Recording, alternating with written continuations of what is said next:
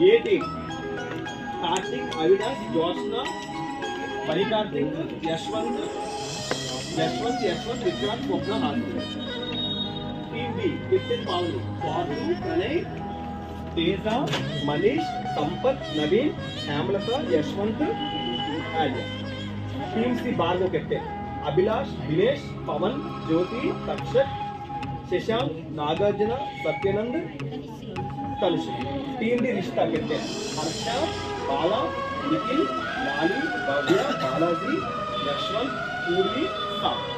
ఇప్పుడు ఓకేనమ్మా. టీమ్ కి మొత్తం 9 మెంబర్స్ వచ్చారు. అంటే ఎన్ని రౌండ్స్? 10 రౌండ్స్. ఈ 9 మెంబర్స్ 10 రౌండ్స్ పెడతాను. టెన్సే టీమ్ దగ్గర నడిపించకపోతే ఎవ్వరూ ఏం చేయలేరు. మీ టీం మీరే కాపాడుకోవాలి. ఓకేనమ్మా. సో అందరూ చదివించాలి, ప్రతి ఒక్కరు కూడా చదవాలి.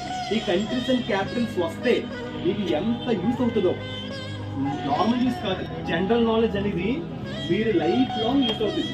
ఎవరైనా రేపు పొద్దు మీ టీచర్ అడిగినా మీరు వెంటనే ఆస్ట్రేలియా క్యాన్బెరాని వెంటనే క్యాప్టెన్ చెప్పగానే ఎలా అనిపిస్తుంది టీచర్కి? మీకు అనిపిస్తుంది ఒక తెలియని ఒక ఇంతజియాస్టిక్. నేను చెప్పిన 10 మంది పిల్లల ముందు అనగా మీకు ఒక తెలియని ఒక గర్వం మీకు వస్తుంది. I want that. అలా మీరు చెప్పాలి.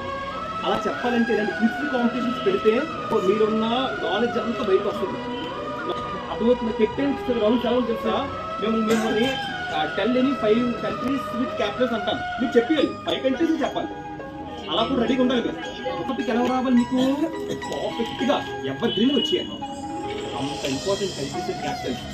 All the best for Friday exam. ఓకేమా?